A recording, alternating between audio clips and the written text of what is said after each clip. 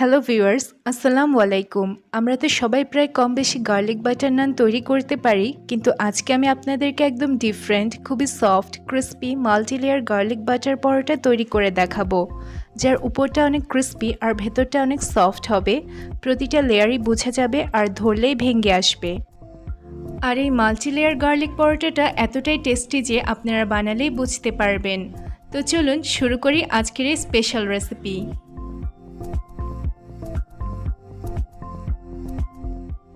এর জন্য এখানে ময়দা নিয়েছি 2 কাপ। এর মধ্যে অ্যাড করছি 2 টেবিল চামচ তেল, স্বাদমতো লবণ, 1 চা চামচ ইস্ট ও 1 চা চামচ চিনি। এখানে এই সমস্ত উপকরণকে একত্রে মিশিয়ে নিব। এমনিতে নর্মাল পরোটা বানালে সেটা ভেজে রাখার কিছুক্ষণ পরেই শক্ত হয়ে যায়, কিন্তু ইস্ট দিলে পরোটাটা অনেক সফট হয় আর ধরলেই ভেঙে আসবে। এখানে আপনারা ইস্টের পরিবর্তে দুধ বা ডিম ব্যবহার করতে পারেন, সেম রেজাল্টই হবে। এখন এতে নর্মাল পানি দিয়ে একটা মিডিয়াম সফট ডো তৈরি করে নিব।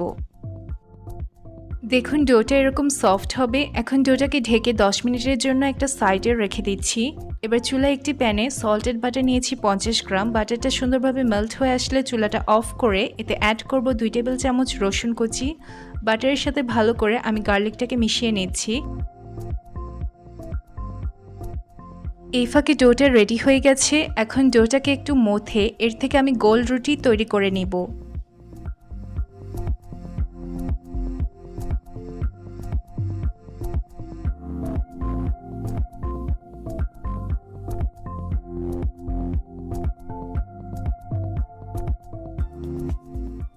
আর এই রুটিটা যতটুকু সম্ভব একদম পাতলা করে বেলে নিতে হবে।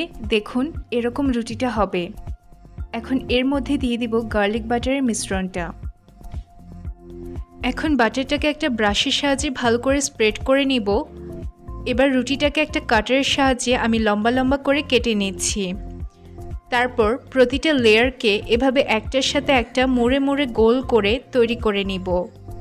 এতে রুটিতে অনেক বেশি লেয়ার হবে এবং ভাজার পর লেয়ারগুলো আরও সুন্দরভাবে ফুটে উঠবে। এখানে রুটির ফোল্ডিংটা আপনারা ভিডিওতে ভালো করে দেখলেই বুঝতে পারবেন। রুটির লেয়ারগুলো এরকম মুড়ে নেওয়ার পর এবার এটাকে একটু উপর থেকে প্রেস করে গোল করে নিচ্ছি। এখন রুটিটাকে একদম হালকা হাতে বেলে নিতে হবে, বেশি জোরে চাপা যাবে না, এতে পরোটার লেয়ারগুলো আর বোঝা যাবে না। আর যেহেতু ডোটা সফট তাই এটা এমনিতেই হয়ে যাবে।